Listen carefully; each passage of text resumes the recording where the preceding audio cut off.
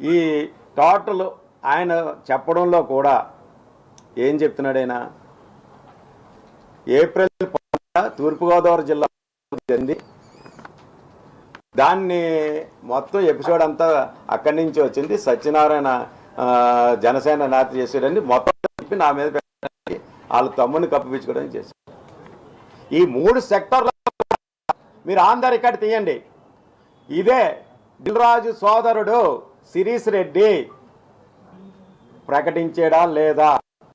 ఏమని ప్రకటించాడు? చాలా మంది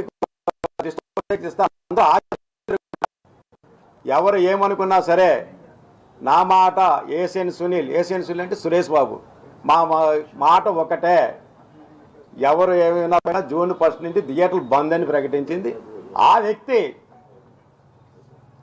శిరీష్ రెడ్డి.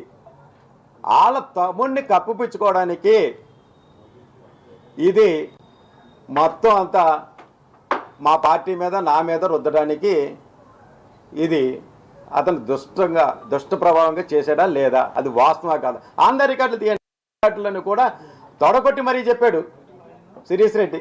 ఎట్టి పరిస్థితుల్లో 3 సెక్టార్లో, ఈ 3 సెక్టార్ మీటింగ్లో కూడా 1వ తారీఖు నుంచి బంద్ చేస్తున్నాను, అది నిజం కాదా? ఇదంతా ఒక ఎత్తు. మీకు ముఖ్యమైన విషయం మీకు చెప్తున్నాను.